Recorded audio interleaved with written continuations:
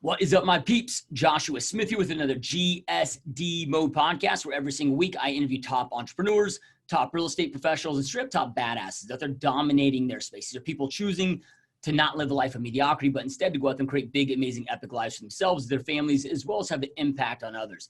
And today, you guys, we had another rock star, amazing guest on the show. So our guest, you guys, began his entrepreneur journey as a real estate agent. And as a real estate agent, became Rookie of the Year, was also voted the best realtor in Utah, all before the age of 22. Then got into real estate investing, which now has been investing in real estate for nearly 20 years.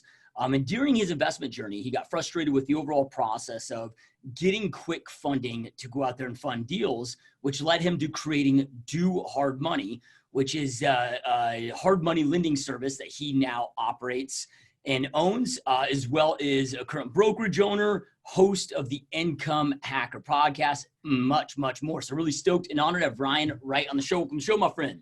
Thanks for having me. I really appreciate it. This is a super honor for me. So love to be here. Yeah, no, honor's all mine, man. This is awesome. So it's stoked to have you. And you're a dude that has created a lot of success and continues to create more and more of it, and doing big things out there, man. So I'm excited to learn from you. And before we get into, all the things that you're doing today, I know I gave a real brief synopsis of your journey in the intro there. I know you got into, as a real estate agent, entered the real estate industry at a very young age. Yeah. But if we run the clocks, man, I mean, how did this journey begin? Like, how did that happen? Why real estate?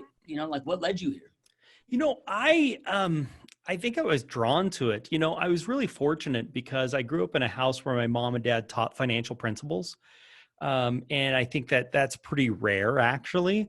And, my grandpa was an HVAC contractor. And when they had some extra time, he'd work on a home and move into it, sell it, fix one up and sell it. My dad was a chiropractor, and he bought duplexes, threeplexes, fourplexes, fixed them up, rented them, kept them long-term. So I just saw that wealth could be created in real estate.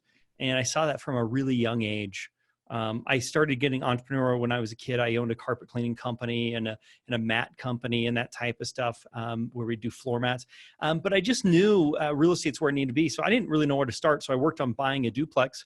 And I did that while I was going to real estate school, because I really didn't know where to get a start. There wasn't great podcasts like yours out there, to help people along the journey a little bit. So that's the early days, I would say, in where I kind of got the direction. I just knew they're not making any more land. And if you bought real estate and held on to it, then there was money to be had. Even the ups and downs, there was still money to be had there. So that's really where the journey began early on. Yeah, love it, man. And it sounds like you had some awesome examples in your younger years. And, but then, a lot of people that I know that grow up in an entrepreneur family, right? Because sometimes it's like, man, for our kids, it's like, but do we really want them to go through all the suffering that entrepreneurs do? And sometimes you see it, some parents then try to push them down more of a safe path with, your formal education, going to college. I mean, did you go that route at all? Or did you always just, bam, I know it's going to be this? It's a really great question. So I remember when I was a junior or senior in high school, I won the Governor's Young Entrepreneurs Award. So I met the governor. I met a guy by the name of Larry Miller, who owns the Utah Jazz and owns a bunch of car dealerships and all this stuff, which was really cool. And I remember giving a talk to the teachers of the state of Utah, which is where I grew up, about why I wasn't going to college. I'm like, hey, college is stupid, and here's the reasons why. And I was up on stage and was able to give it. Luckily, I had a marketing teacher that really just believed in me and was like pushing me, like when I was doing the businesses. And there was another gal that I was friends with, her daughter, and she worked at the school, and she gave me time off. So I had 2 periods where I got to work on my business. And so luckily the school actually supported me when I was in high school. So I never planned on it. I ended up going on a service mission. And when I came back, I'm like, I should go to school, which I'm really glad I did. I went up to the university. I ended up getting a bachelor's degree, but I met my wife there, which was the only real great thing that I got from college, other than a bunch of bills. which we're celebrating 20 years this August. So that was the reason why I felt like I had to go. But it was interesting. I was talking to my wife just a couple of days ago, and I'm like, what was more valuable to you? Your marketing? So I have a marketing and a management degree. I'm like, your marketing degree or your real estate knowledge, not necessarily being an agent, but real estate knowledge. And it was like bar none real estate. Like it just didn't even compare. Yeah. Yeah. No, love it, man. So then, so you finish out your degree, and then is that right when you jump into real estate? Because I know it had to be right around that time. Right? I was doing it at the exact same time. It's funny. I was going to school. I was getting my real estate license. I was working with a mortgage brokerage firm. I was calling renters. This was before dialers or any of that stuff. So you had two phones, and I was dialing people that rented, and I would ask them if they would want to buy a house for equal or less than they were currently paying in rent. And most of them didn't even know that was possible. And this is back when they had this is going to date me, but the Nehemiah, the neighborhood golds, that type of stuff, where you could actually buy a house and get gifted the money. So you didn't have to have a down payment through a gifting program, which now they don't have anymore. But I was doing that. And then as we got our real estate license, my wife would show them the houses. I'd work on the mortgages. This is before, any of the state changes with licensing and some of that type of stuff. And that's, we started just helping people buy, really buy houses as an agent, because it's hard to break into being a seller until you have some history of selling houses. So we help people buy houses. Yeah. Now, was the plan at that time to utilize your selling career to raise some capital to get in the investment side, just from your exposure with your grandfather and your parents buying real estate, or no, that happened after the fact? No, that was never part of the plan. The plan, my plan at that point, we're rewinding like 20 years ago, 19 years ago, something like that.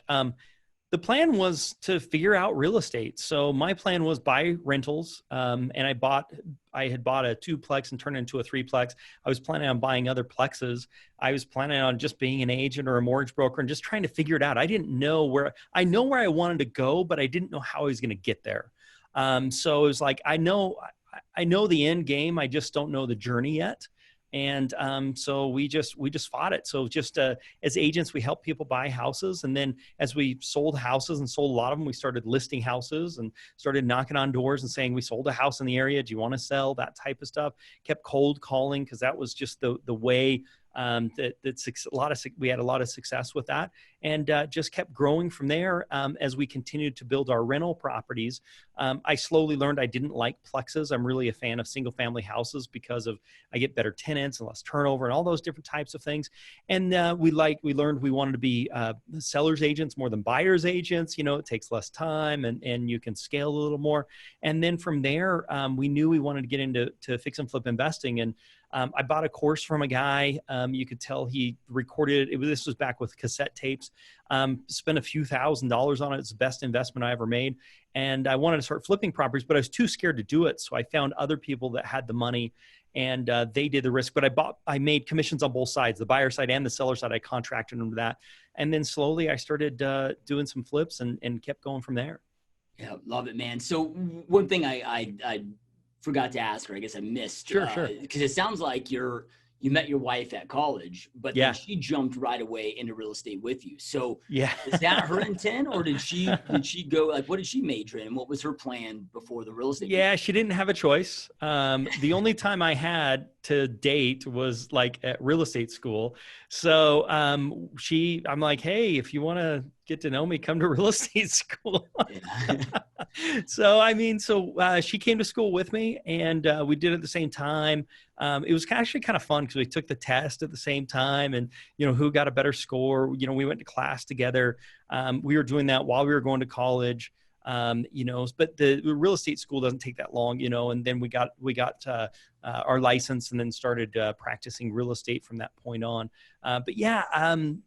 She's quite a trooper. So I'm like, this is the way we need to go. And she said, great. Her degree is in marketing as well. So I have a marketing and management, and she's got a marketing degree.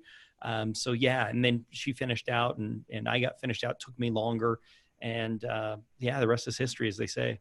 That's awesome, man. So it sounds like as you're building up your selling career, you guys were acquiring investment properties and rental properties, which is so small. I don't know any real estate agent, the top producer that I talked to, that's like, man, I wished I would have started that earlier on, right? Totally. Because one of the things that sucks is being a real estate agent is every month you start at zero again. Yep. You know, right? And then it's, you know, you have the ups and downs and roller coaster of income, and it can be really tough. And it sounds like you had some great examples and great education from your mom and your parents growing up on how to be smart with your finances. Yeah, right. It's like, Yeah. compare that to my career, you know, right? I jump in at 23 years old, so we're probably around the same age when we Sure. jump into real estate. But I went from, I never made more than $10 an hour. You know, I had no idea with money, you know, right? Nobody in my family's good with money. And so I go from making, you know, $10 an hour to 280 grand a year and thinking like I'm on top of the world, but I spent like a rock star. Yep. You know, right? I mean, I blew through so much money without that. So was that always, you know, from that, your upbringing, were you always really good and I guess fiscally responsible with your money that allowed you to start doing those investments early on? Yeah. I mean, and that's one of the reasons why I do the podcast, is I want to teach financial principles to the next generation. That's a really big deal to me. And I was fortunate enough to have that great example. My dad made it a good income. He was a chiropractor, made a good income, but he didn't spend it all. He invested a lot of it. So we didn't go without, and we did some fun things, but it wasn't like, let's go crazy. And so that was always instilled in me. I think also just running some small businesses, I realized bad times come, you know, like we make sales, we wouldn't, you know, that type of stuff. As being a carpet cleaner early on, it was like, you never knew where the next dollar would come from. And I had equipment leases. Luckily, my dad funded the equipment leases and I was paying him back. So he was a very forgiving lender if I had a bad month, but he also charged me interest, which was probably one of the smartest things he ever did. Is I understood interest, and now I make a big living selling interest rates and that type of stuff. So that was really important, but the frugality was always there. And that was really important. One of the things, it's always just, you know, live below your means. And, you know, so you've got to set aside so much money for investment. You need to have some money to go spend and blow and feel like you were able to, you know, get a part of that. But I section off just a portion of that income that I make above and beyond like a salary or whatever the case is to go blow. But most of it goes back to investing. And even today, that's the case. And that's been a philosophy of mine for a long time. And it's served me very, very well. Getting in early and setting aside money to invest. It pays yourself so full. One of the things I really talk about a lot is this whole idea of don't pay for your doodads, let the tenants pay for your doodads. So I remember my wife wanted to buy a little cabin up in the woods. And so I'm like, okay, well, if we want to do that, how are we going to do this? So we bought an investment property and bought another one. And that gave us enough cash flow so those guys could pay for our cabin. And we were able to buy this little cabin in the woods that we wanted, that we always wanted. Well, the reality is I didn't pay for it. My tenants paid for that. And that was one of the most important lessons of a little bit of delayed gratification and putting a little plan together to let somebody else pay for the lifestyle that we wanted. And we still had our investments. So rather than going buying the cabin and losing all our money, we put the cabin in or put the money into something else. We still own those assets. It paid for something else. And that's a big thing I talk about. Don't go buy the brand new Tesla. Go buy a house. Let the tenants buy the Tesla and you still have the house. Yeah, and I think for some, you know, I was having a conversation not too long ago with a friend of mine, and we were just talking about stuff, you know, right? Like material objects and how like a car is just a piece of metal, you know, right? And, you know, but then he asked me, he's like, hey, would you have that philosophy though? You have that philosophy now because you experienced it. You understand that you're no more fulfilled in the $100,000 car versus a $20,000 car, or having a $10,000 Rolex versus the, you know, $800 or $500 G-Shock watch or what, you know, right? Yeah, and yeah. I'm like, I don't know. You know, the reality is I blew all the money on that crap, then realized it did nothing for me. And you know, so hopefully others can learn from those mistakes and don't have to experience it to realize you'll sell as much real estate in the Kia as you do the Jag, you know, right? Yeah. Yeah. But then from there, man, because it's a big pill to swallow if you think about the money that investments can take, you know, to get started. However, if you're just being strict and setting aside little piece by little piece, kind of taking it day by day and allocating that money, you know, it's all doable. But, you know, do you have any type of like a starting budget plan? So for real estate agents that are listening to this, if you're like, hey, you know, set aside X for taxes, X for operational costs, X for, you know, future savings for investments, you know, like what would we even start if you were just getting started in the game? Yeah. So I think the best thing you can do if you're just getting started, start by saving 1% of what you make every single month or every single day or whenever you make it. Just start by saving 1%. Take 1%, put it in a high yield savings account, which you can get 2% on right now, which isn't great, but it's a start. So start by saving 1%, which means you've got to decrease your expenses by 1% and do that for the quarter. And then the next quarter, save 2%. And so you're decreasing 1% in your expenses. The next quarter, save 3%. The next quarter, save 4%. So the idea is quarter by quarter, you're slowly accumulating that. And then you take that money, put it in a high yield savings. And I really recommend, this is one of the big things I'm a proponent of, is get it out of your operational account. You need multiple bank accounts. So you should have a business account. You should have a household account. And then you should have a tax savings account that's at a different bank, so you're not tempted to take it. And then you should have an investment account. And that investment account should be somewhere else. I like the high yield savings online banks because you can't drive up or use the ATM. If they'll give you an ATM card, don't take it. So it's hard to get to. And so the money just stacks up there. And you start doing those things.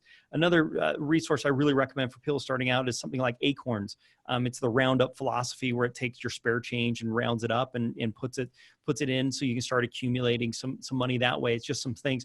And so that slowly starts it going. Then from there, you've got to keep your day job as an agent, selling properties. But then I have a course called Become Your Own Best Customer. You got to eat your own dog food. So then do you want to start selling some property? Do you want to start fixing some properties up and selling them or rehabbing them? Or what are you going to do to generate that additional capital that you want? So I believe everybody has to wear two hats. I don't care if you're an agent, a contractor, a banker, whatever. You've got your day job hat that puts food on the table. And if you're an agent, that's what it is. But then you also have your investor hat. And you've got to be wearing that investor hat all the time. And part of that is by saving and fixing and repairing your credit if necessary. And then it gets into the investing, buying a house and wholesaling, or buying a house and fixing it up, buying a rental property, whatever the case is. And there's great ways to buy rental properties with little to no money down as well. So don't let the money stop you. Don't let the credit stop you. There's seller financing options. There's all kinds of options. In the same regards, you need to work on those things as you're building them so that you can get better loans and better interest rates and that type. But you got to start by putting a plan together. And then I should say, first off, though, I backing up, you got to decide where you want to go and what that looks like. So we call it a financial blueprint. Where do you want to end up 10 years from now? What does that look like? And specifically, how much cash flow do you want to have coming in? And then you can reverse engineer it. And then when you realize you're only 10 chess moves away or 20 chess moves away from where you want to be, and then you can have some confidence in the long-term plan of where you want to end up. Yeah, it's so powerful because it's until you have that plan in front of you, it just seems like it can be such an overwhelming process and just feel impossible, And you're the first person that I've ever heard that recommended the 1% for the first quarter, and I love that because it's developing the habits, right? It's developing the right habits and disciplines. Like I'm helping a friend of mine right now lose weight, right? And I'm like, all right, for the first 30 days, all we're going to do is increase your water intake, right? Second 30 days, we'll go to a 12-hour fast. The next 30 days, we're working on just breakfast. Yep. Right? So, it's like a 6-month process to just get him to developing the habits where this is a long-term lifestyle. That's right. It builds on each other. This builds on this, builds on this. Keep those habits going. Yeah, because I'll read, and I'm just like a lot of our listeners or Grant Cardone fans, and you read things like his Millionaire Playbook, and it's like, all right, his wealth creation budgeting plan, which is 40% set aside for your taxes, 40% set aside for investments, 20% to live off of. This is obviously net expenses out after expenses. And we start looking at that 40, 40, 20. It's like, dude, that's a big pill to swallow. It doesn't have the incremental, right? And I'm guessing that you start seeing that 1%, the next quarter, 2%, man, it just keeps getting easier, but then gets you that much more excited about it. That's exactly right. And it's very doable. I don't know anybody that couldn't cut 1% of their expenses this quarter, right? But then before you know it, you're saving 20% of your income. And I think that's a big thing for anybody out there is like, you can have anything you want, but is it worth the price? I have this whole concept called opportunity cost. I talk to my boys about it all the time. The idea is, yeah, you can go buy that thing for $60, but what is that? What are you going to lose by buying it? So I take the future value of money calculator out and say, hey, $60 at 8% in 20 years is worth $400. So do you want to have $400 in delayed gratification a few years from now? Or do you want to have the Boston Red Sox hoodie? Which one do you want? And it's not to persuade them not not to buy it. It's to persuade them to understand the cost that it really is, not just the $60. It's the opportunity cost on what that money could earn them. And when you sit down and say, hey, I want a private jet, or I want this, or I want that, or whatever the case is, that's totally fine. But you got to realize the higher that lifestyle you want to have, the more work, effort, discipline, and time it's going to take more than likely to get there. And that's not to say you can't have the lifestyle you want, but be very cognizant of a lifestyle that you want and decide that, because if you want this a very glamorous lifestyle, it's going to take a lot more time, effort, and money to get there. Is it worth it? Is it worth the cost with your family? Is it worth the opportunity cost of your emotion and your stress and everything else like that? And it may be, and it may not be, and it's going to be different for every level, but be conscious about that. Otherwise, you've got this comparison, and I believe comparison is just the thief of joy, and that comparison thing just keeps going. So decide what you want and say, yeah, I could have that, but I'm choosing not to because this is the lifestyle I want to have. And it's not from a pity party type mindset. It's like, no, that really is my strategy. That's really my plan. That's really what I want. Yeah, no, I love that, man. So then where, you mentioned that calculator, right? Like what are some good tools and where people go to just, start plugging that in so it's in front of their face, right? Where they can see that. 'Cause that's pretty good, especially teaching your kids at a young age, man. That's pretty awesome. Yeah. So, there's a lot of future value of money calculators out there. You can buy them on you can get them on your cell phone. I don't even know the one I use. I just put future value of money calculator. It's calculator or something. That's a good one. We build them. So our organization's building stuff like that. So we have what's called a next deal blueprint, and we're coming out with what's called a financial blueprint. But it's even simpler than that. You can just reverse engineer it. The question just is, how much money do you want to live off? And I usually say you should do this in 2 phases. I think phase 1 is your basic necessities, food, shelter, clothing, and that type of stuff. That's kind of your basic necessities.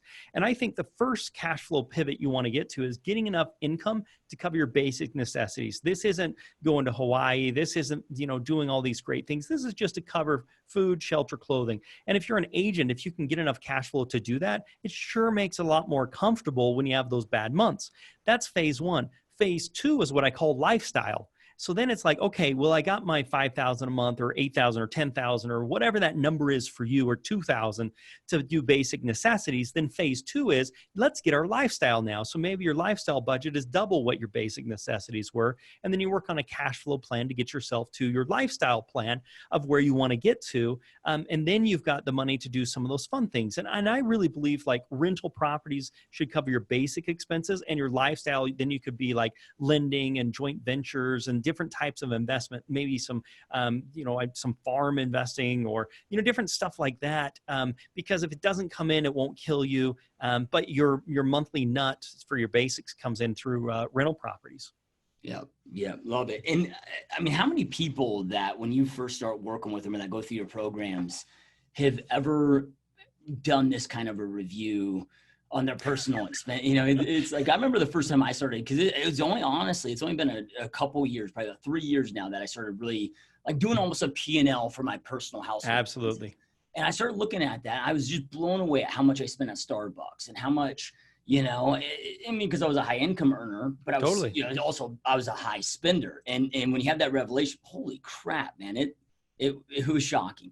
Well, and that's the thing. It's all a choice, right? So the question is what's the bigger goal for you? If you really, really love Starbucks, and that's a big thing I have, is intentional spending, right? Like, what you got to figure out what really brings you the joy and spend a lot on that, but then cut everywhere else. So, if you can't have the Starbucks and the boat and the nice car and the great house and blah, blah, blah, blah, you can, but you're probably not going to be able to set away enough for investment, or you're going to kill yourself getting a heart attack to have it all. Or you can say, you know what, I really love my boat. Like, that thing gives me more joy than anything else I have. So I'm going to drive a Honda Civic. I don't care about the car.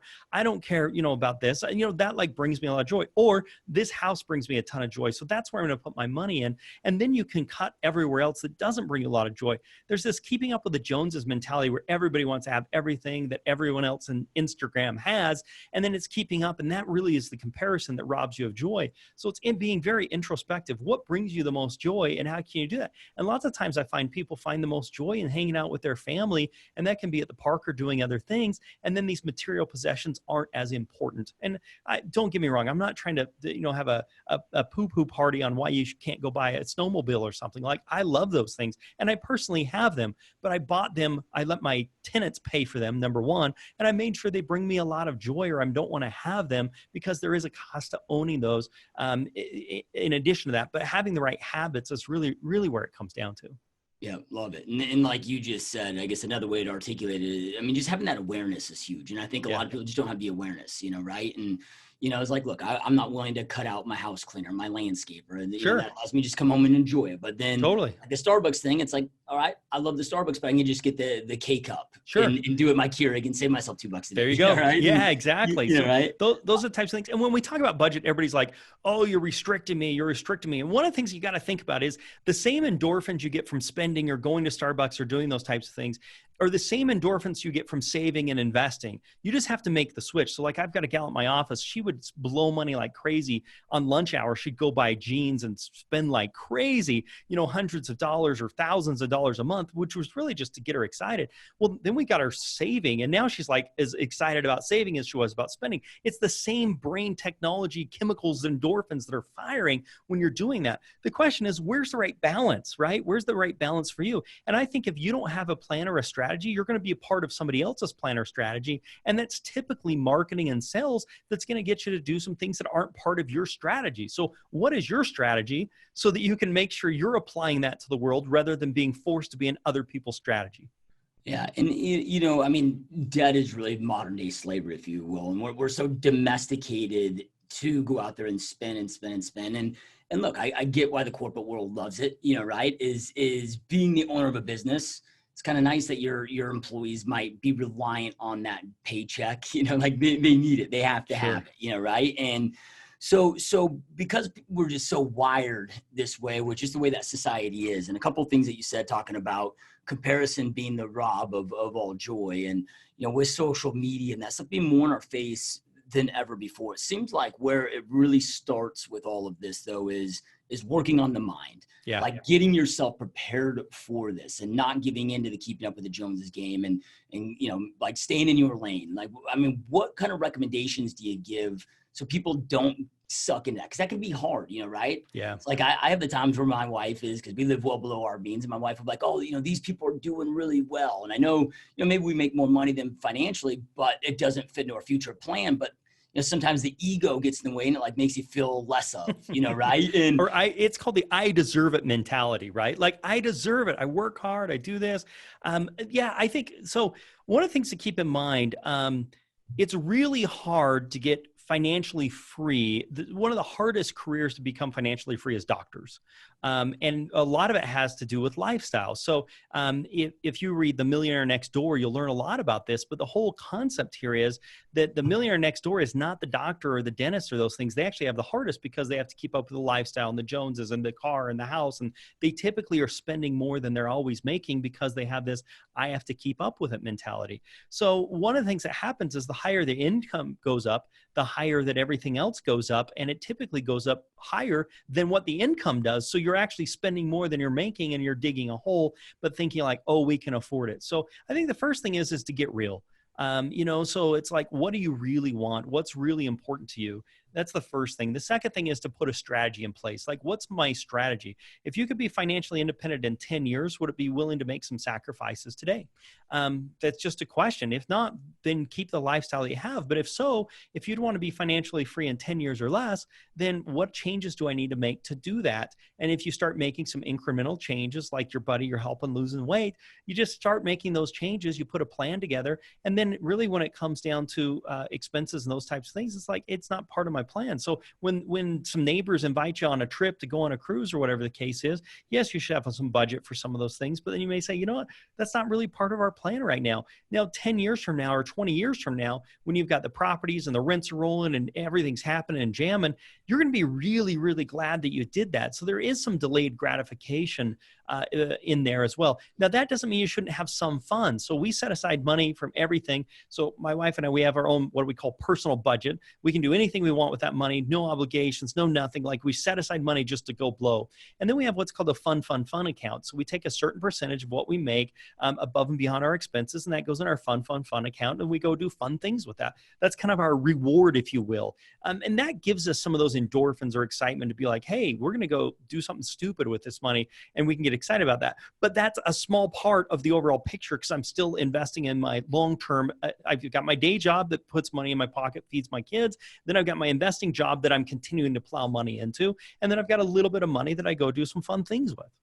Yep, love it. So then earlier you talked about wanting to flip homes, but never, not taking action because you didn't have the guts or whatever you mentioned there, but you got paid on the commissions, and which you were probably making as much as they were by the time you had both commissions. But then a lot of real estate agents want to flip homes and want to start in flipping. And people have different philosophies of, getting the experience, but then using that to then, hey man, maybe I flip 4 and then I use the funds to hold 1, or, sure. Right. I mean, did you go down that route? Did you ever end up going down that route, or did you stay down the buy and hold route? Yeah, great question. So we were doing the buy and holds, and we were helping other people flip properties. And one day my wife found a house, and she came to me and was like, hey, I got another deal under contract. Oh, fantastic. Who's the investor going to be? And she's like, I've got the perfect investor. He's super smart, intelligent, great looking, and he's amazing. I'm like, okay, who is this? She's like, it's you. And, my heart just kind of sunk. And she's like, you know what, Ryan, we've been doing this for a long time. We're real estate agents. We've helped other people do it. We've been doing all this stuff. Like, this deal is ours. And so we went to the property, and I remember like it was yesterday, our due diligence deadline was that day. I was sick to my stomach. I just felt like, hey, we're going to get ourselves in trouble on this. And the numbers were right. We'd helped other people. So there's a lot of mindset fear that you have to overcome to be successful, I think, in anything you do. And we're at the property, and she's like, hey, what's the worst thing that could happen? Worst thing could happen. We could go bankrupt. And, and she said, yeah, that's true. That could happen. It's probably very unlikely. What's the best thing that could happen? Well, we could make $30,000 on this, and so we did it, and I took the risk. I put my toe in the water. I had a lot of challenges doing it, finding money, all those different types of things, because we had good credit, but not amazing credit. And as you know, banks don't want to lend on properties that are in need of repairs and bad work and all that type of stuff. But that decision changed my life. We started flipping some properties, and we were still doing buy and holds and refining our strategy with buy and holds. We started flipping properties, which just helped accumulate more wealth. We were living below our means and setting aside capital, and then we eventually got into some lending. So, I mean, if you were, hindsight's 20, always 2020, right? So when you look at the flipping, because this is where I've always been. I've attempted some flips, but it's like, look, every time I've done it, maybe I just suck at it. But it's like, man, with the time, energy, effort, and the headaches that comes involved, it's like I could have made equally as much, if not more, in just real estate commissions by focusing on staying in that lane, right? With what you know now, I mean, are you glad you did the flipping, or would you have done it differently with what you know now? No, I would have done the flipping. We made significantly more money flipping properties than we did as an agent. The other big reason for us getting into flipping properties really had to do with lifestyle as well. So, as a buyer's agent, you're at the beck and call of everybody. So then you start hiring buyer's agents to do that for you. And then as a listing agent, you've got a lot of nights and weekends and that type of stuff. So it was really nice for us to say, hey, we want to have a family. We don't want to be on beck and call all the time. So with that, we were able to create our own deals and create our own deal flow on our own terms, which was really nice for us. And we made really good margin on that. I do think that it's hard to be in both sides. You've got to, I think we turned into investors that also did some real estate. We weren't real estate agents trying to do investing. So our focus was in investing. That was our focus. And we still did some real estate, and deals came and that type of stuff, but we could be very selective on those deals. Plus, keep in mind, we had cash flow from rental properties coming in as well, which helped offset. So we didn't have to be as desperate or worried about where the net paycheck was going to come. Now, it wasn't like we could live a glamorous lifestyle off our rentals, but it helped pay the bills. And so we had both things. And so I think your point is spot on, though. You've got to choose a focus. And we made the focus of investing, and that paid off for us, and did some real estate on the side. It's definitely harder if you're an agent trying to do a little investing. If you are, I think you've got to follow somebody's system. You got to follow what they do. You could team up with somebody. I think there's a lot of opportunities to do some of those deals if it makes sense. But if you're getting into it, it always looks a lot easier to do it than it really is. HGTV glorifies it and makes it look so easy. And it's really not that easy. It's actually pretty hard, but you can do it, and you can do it while you're an agent, or where, like I had a guy, we just did a killer testimonial video. He's a UPS driver, and he's on his second flip, and he's like, it's really hard, but I made $35,000, which is almost as much as I make a year as a UPS driver. So it's pretty exciting. Yeah, love it, man. So, I mean, fast forward to what your investment strategy looks like today. Are you guys still flipping, or is it mainly just acquiring rentals, or is it still kind of a combo of both? Yeah, it's a really great question. So we've pretty much held off on buying more rental properties right now. We're pretty happy with what we've got. We've got a couple of commercial properties. We've got a bunch of single family houses. So that's great. So we're doing that. I'm also doing a lot of lending. So I've got a bunch of my money where we're lending on short-term fix and flip deals. In addition to that, I'm doing a few wholesale deals, doing a couple of fix and flips. So we'll do some here or there, but we're not like doing 5 a month like we used to do. So we'll do a few a year of wholesales, few a year fix and flips. We'll do a whole bunch of loans. We've got our rental properties that we're managing and doing that. And then I'm also diversifying. So I'm taking funds that I have and putting into other people's ecosystems where they're doing it and managing it. I'm staying outside of Wall Street. So we're doing, like, I'm looking at a farmland investment, which is kind of cool. Or I can give them a portion of money. I'm doing some joint venture type stuff, just little things. And that's a small portion of my overall capital, but I'm doing some of those things because I want to start getting my money into other people's ecosystems. So I want other people to, being the sole guy on that type of stuff. So that's part of my diversification strategy. And that's kind of the point that I'm at right now. Yeah. Love it, man. Love it. So then, with I want to ask another question here. Yeah. That I meant to ask you earlier. Your strategy with single family attached. I mean, you talked about not liking the multi-unit, which, for so many years we've, from the huge players out there. It's totally. The big players are multifamily. Absolutely.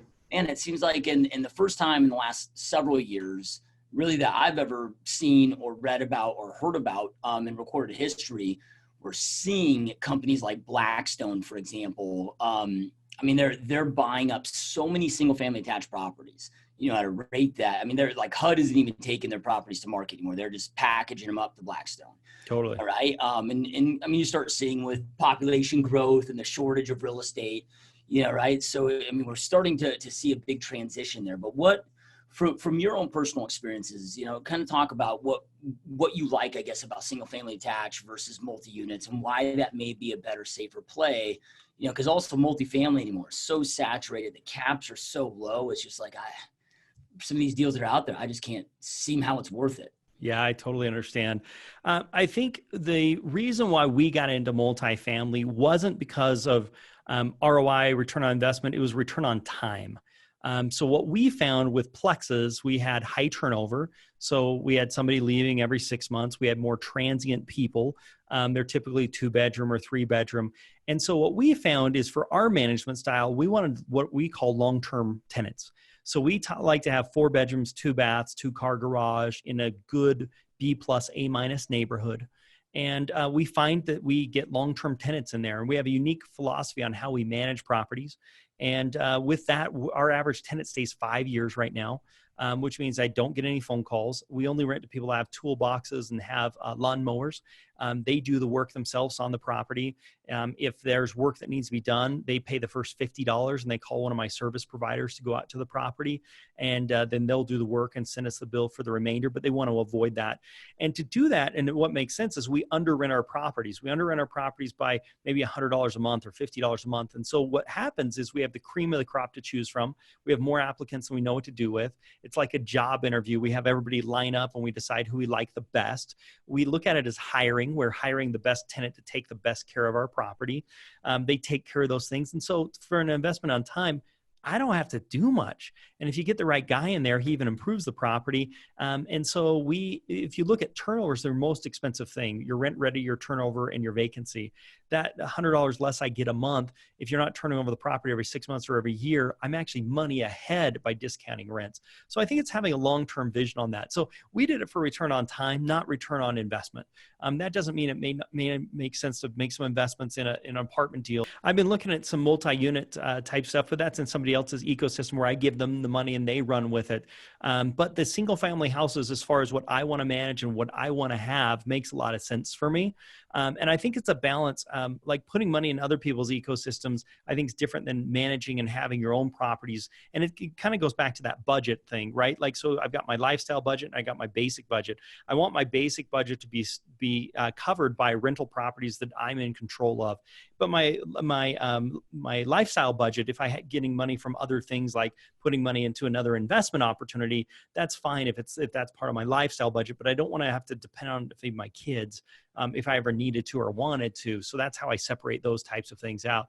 But really, it's an investment of time or return on time, I would say, than a return on capital is the reason why we went that direction. So, I mean, investing, just like anything, right? I guess out there is there's risk associated to it, right? But there's a difference between just taking sloppy risk versus calculated risk. And, we hear of all the upsides to investing and the sexiness of, all the success that can happen. But there's also, mistakes that are necessary to avoid. And Absolutely. Like what are some of the biggest mistakes that you see people making, or those that are watching and listening right now? Like, what if you had, hey, like here's the 3 or 4 mistakes that you need to make sure to avoid when you do this, and if you get this right, like, it's pretty hard to not have some decent success with it. Well, I mean, there's a lot of things. One I would say is you are going to lose money. It's just a given. It's going to happen on a deal. It's going to happen on a transaction. It's going to happen on an investment. It's just going to happen. Hopefully you don't lose principal. Hopefully you only lose interest or your opportunity of what you were going to have happen, but it's going to happen. So plan on it. And that shouldn't happen every time, but you need to plan on that, because what I see happen is someone may make an investment and it has a problem and maybe they lose a little money. So they give up on investing and say, this isn't for me. So you are going to lose some money on some deals. That's just part of it. The question is how can we prevent that as much as possible? And how can we diversify as much as possible? So when it does hit, you're still got income coming in from other sources. So I'd say that's one thing, because I think it's very unrealistic. Most people, I think that when they start investing, they look at it as magic, right? Like there's no risk associated with it. Well, I'm telling you, if you're making a 15% interest rate or an 18% interest rate or 12%, there's risk involved with that, because there's this whole idea of supply and demand. Like if there was enough people willing to put their money into that type of investment, the rate of return they would be paying would be quite a bit less. So there is risk involved with any investment. So you've got to think about that. The second thing I think a lot of people do is they delegate their financial success to others. So they think other people are smarter, braver, know that type of stuff. So they delegate their financial success to others, meaning here's my money, go do something with it. Just tell me when we make money. And then they run into problems. And I think that you can't delegate your financial success to other people. I think you've got to take responsibility for that. And with that, you've got to know, one of the other big tools that I say is, if I don't understand it, I don't do it. So unfortunately, I don't understand how cryptocurrency works. I think it's weird. I don't get it. So I don't invest in it. Now that might mean I'm not very smart, and that's okay with me, but I don't get it. And so if I don't get it, I don't invest in it. And I always have to say, how does everybody make money in this equation? I got to make sure there's a win for everybody. If it's not a win, win, win, win, it doesn't make sense to do. And there's a lot of win-lose investings, and those are going to be short-term, and they're not going to work out, and they take higher risk. So I think you got to get educated. I think you don't delegate your financial success. I think you're looking for win-win-wins, and I think you know that there is risk and you are going to lose money. So plan for that as part of your projections, and then just get started, because you've got to learn somewhere. And if you think of how much it cost me to go to college, even if I lost that much, but I learned so much, it's going to pay for itself. Yeah, love it. Powerful stuff. So then at some point on this journey, you started your hard money. Yeah. Yes, do hard money. And it sounds like that came about just from the frustration of funding your own deals and, but look, I mean, we as real estate agents and those that are watching and listening to this, right, whether they're looking to do their own deals or, there's probably like once or twice a week that I get reached out to, where somebody has a client somewhere in the country that's looking for some hard money or some quick access to capital to get a deal closed, right? Totally. So, love for them to hear about that as a resource, and maybe just if you can give us some details on it. But first, like what led to, at what point in this journey did that all come about? Yeah, great question. So I was, we were flipping properties, and we were having the struggles. So we would buy a house or find a house. We'd call a private lender or a hard money lender, and they'd be out of money. Or we'd call one and they'd say, oh, we heard in that city there was a shooting, and so I don't want to lend there.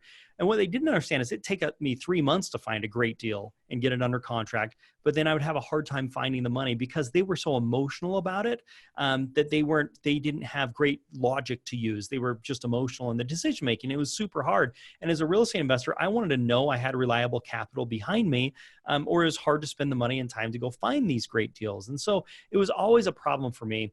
And early on in my career, I was cold calling actually for rent by owners, which is still one of my favorites, calling people that are renting their property, that owner. And I would just say, hey, are you interested in selling rather than renting?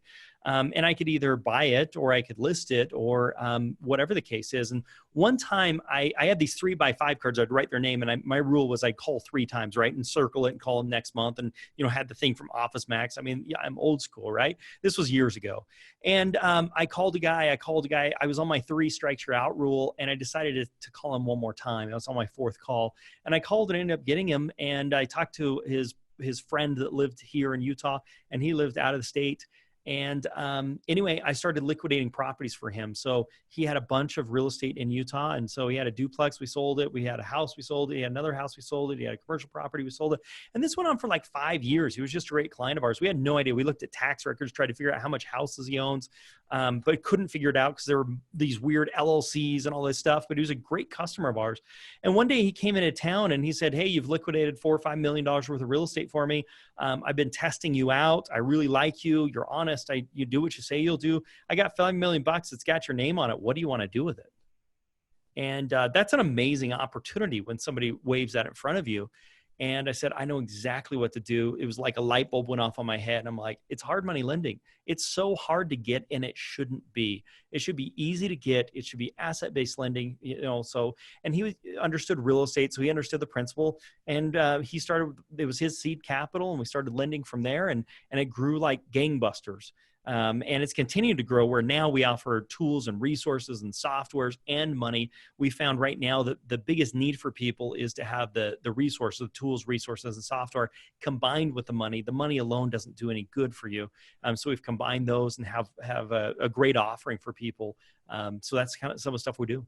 Yeah, that's awesome. And it's dohardmoney.com, right? DOHRDMONEY.com. Yeah, I mean, it's a funny story. Like, we were one of the first ones to get onto the internet with hard money lending because it just really wasn't there. And, my marketing guys were like, we need something with hard money in the name. So we went through everything we possibly could. And so I said, hey, do hard money. That's it, man. Yeah, it's the only thing that was available. So now, I mean, we're one of the top websites in the country. And, so we get thousands, hundreds of thousands of hits and that type of stuff. So it's really paid off well for us. That's awesome, man. So then are you all over the country, or is there certain, restrictions to, Yeah, there's certain marketplaces. So we're in about 25, maybe 30 marketplaces. We're in major metropolitan areas. There are restrictions, some legal, some eviction, foreclosure, timeframes, different stuff like that. And so we're in about 30 states, 20, 30 states, and we're in certain major metropolitan areas within there where we're able to operate.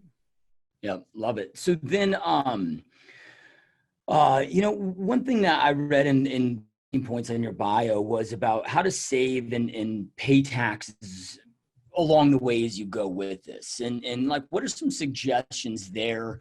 Like I was just talking with somebody that just took down a rental property and they put like 60,000 down, right? Yeah. But it was like, they're a real estate agent, but they had that money come through, pass through them, and then took it and then put it down. And it's like, man, there's got to be a more effective or efficient way to take advantage of different loopholes that exist for business owners, right, with this. And what kind of recommendations do you have there? Because all of us that listen to this podcast, we're either, entrepreneurs or, Yep. real estate agents in business, but how do we leverage that being a business owner to start investing in real estate at the same time? Yeah. So, I mean, at a certain point, you have to pay the piper, right? So like at a certain point, you got to pay the tax man. You have a horrible partner that you hate, and he's going to take half of what you make or 30% of what you make, depending upon your tax bracket. You got to pay the piper at some point. The question is how can you pay the piper with the least amount as possible? And how can you leverage that? So one of the ways that you can do that is by doing a self-directed Roth 401k. So the idea is what I'm going to do is I'm going to pay the piper now, but then all my growth in that Roth self-directed, I can buy properties, sell properties, flip properties. Now there's some rules around that, self-dealing rules. You couldn't be the agent or benefit otherwise, or, there's things you have to be careful of with that, but then you can grow that tax-free and never pay taxes again on that money. I'm a big advocate of that. The other thing is the 1031. So if you do own a property, 1031ing that so you don't have any taxes on it makes a lot of sense. The other thing is cost segregation is just a huge, huge thing. And it's really popular on commercial properties, but it's not as popular on residential homes, but it can be. The idea with cost segregation is rather than depreciating something over 20 years or 25 years, I can't remember how long they do it, you actually do have an inspection done, and then they say this is only going to last 5 years or 3 years, whatever the case is. So you can do this accelerated cost depreciation, so you can take a huge depreciation early on, which is going to save you. It's a direct savings on taxes for the next year, so you can have a huge benefit from a tax savings, which in some cases can be really substantial. I'm talking tens, 20s, 30s, thousands of dollars. In addition to that, you just got to take the regular business write-offs. You've got to be writing off your car and your gas and, all those things. And I'm not a CPA, but you got to be anything you can legitimately write off. You got to be taking advantage of that. Also, when you own the house, you're going to have some write-offs with maintenance and some of that type of stuff that you can take advantage of as well. So it's just about how can I minimize how much I pay the piper and when I pay the piper, and how can I grow it without having to pay them along the way. I think are the best strategies to employ. Yep. Love it. So then, I'm going long on time here, but I'm really, really intrigued in the different products that you have, because what's so cool about the era that we're in, you got all these, people like yourself that have done it, that have had huge success with it. And the greatest hack to success that exists is by not trying to reinvent the wheel and doing this on your own. It's like I can go plug into and get all your knowledge from 2 decades plus of experience and shorten the path to success, right, by jumping into a program, watching your podcast, right? Totally. Can you just talk to us about the different options that you have? Because it's so important to learn from the right people. Yeah, absolutely. I mean, the first thing I like to do is this financial blueprint, right? So it's just like, where are you at? And I really believe you talked about having a cash flow state or a net worth statement. I believe everybody should have a net worth statement. What are my income? What are my liabilities? What are my assets? What's my monthly cash flow? What's that coming in? And annually, you're updating that as it happens. And once a year, you take a snapshot. Where was I, December 31st of each year? Am I decreasing liabilities? Am I increasing my net worth? Those types of things. And there's good debt and bad debt. Obviously, investment debt pays for itself because you can leverage. So I think that's really important. And then from there, we do what's called a next deal blueprint. Like, how are you going to get to your next deal? So we've got that. Then to help you to do that, we have what's called an advanced deal analysis. You can plug in deals and it'll calculate all those expenses and costs so that you make sure you have everything.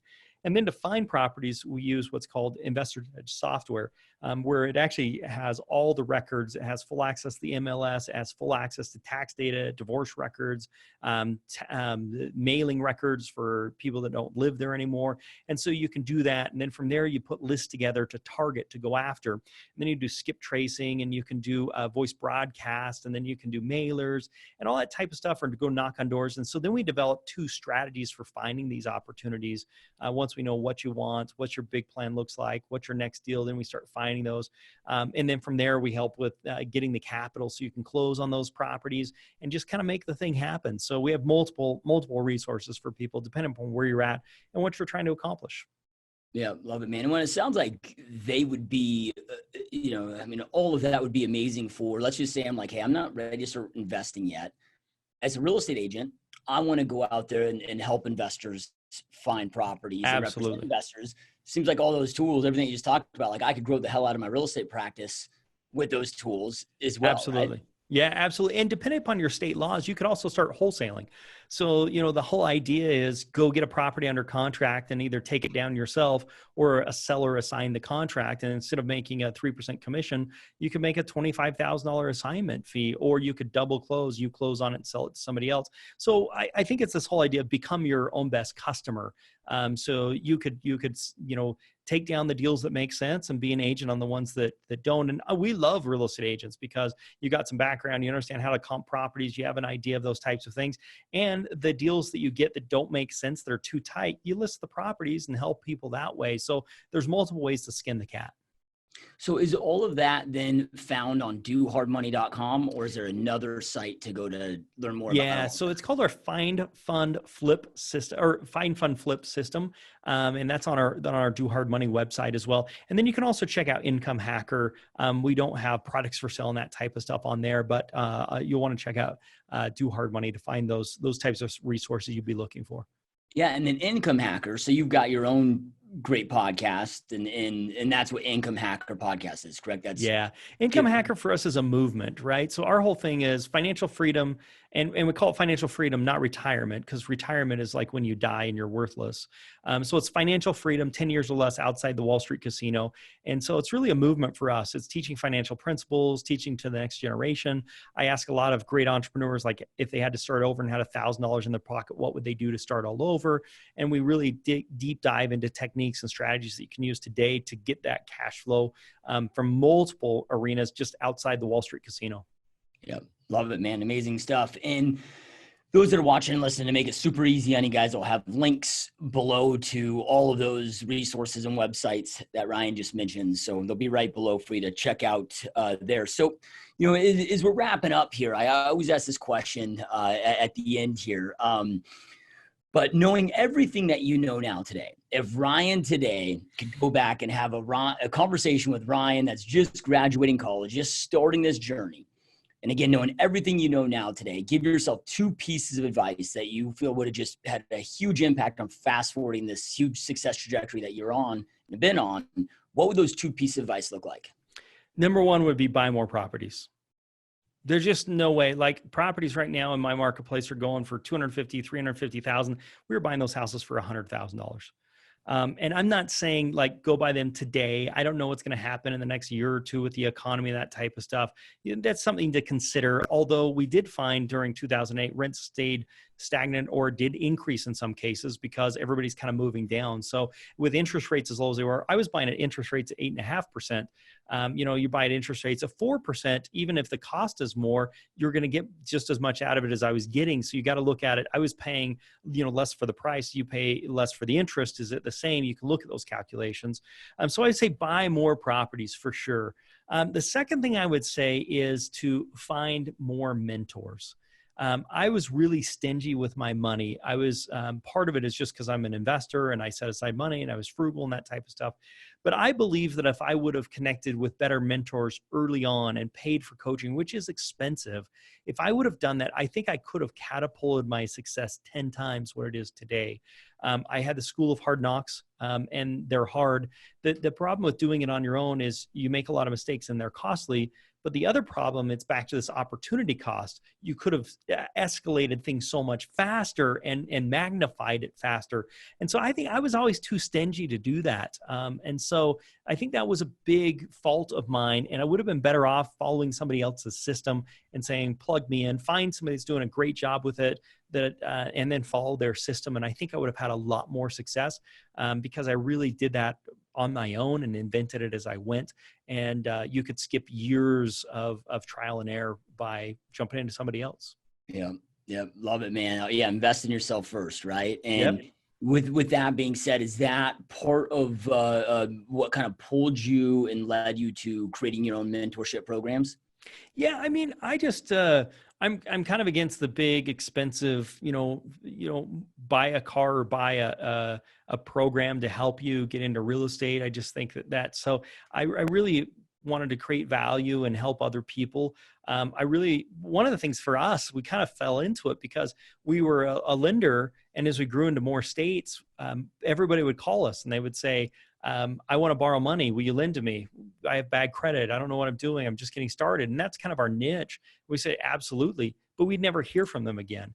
And so after 2008 happened, we said we were doing a SWOT analysis. And one of the things we realized is our phone rang off the hook. But we disconnected our phones and said, go to our website because we couldn't afford to staff all the calls that we were getting. So we said, well, why don't we sell these guys something? Why don't we give them what they need? And so we started developing tools and products to help people go find the properties and go be successful using my background and experience. And so then we do that, and then we're able to help provide them with the capital as well. So we kind of swam upstream.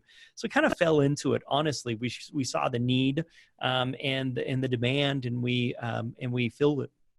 Yep. Love it, man. Such powerful stuff. And those watching and listening, I know I end every podcast with information without implementation, really just the start of delusion. Information isn't power.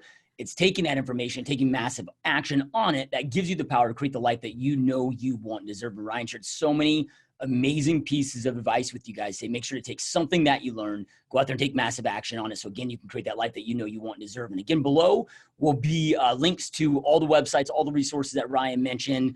Make sure to check out dohardmoney.com. Check out Ryan's podcast at Income Hacker. And then Ryan, man, I truly appreciate you taking time out of your busy day to be here. This has been a lot of fun and a huge honor. I know it's late in the afternoon on Halloween day as we're recording this. So I truly appreciate you making this happen, man. My pleasure. Thanks for having me. I've thoroughly enjoyed it. Yeah, no, that's a huge honor, man. And those again, thank you so much for watching and listening. Truly appreciate your support, and we'll see you next time. Peace.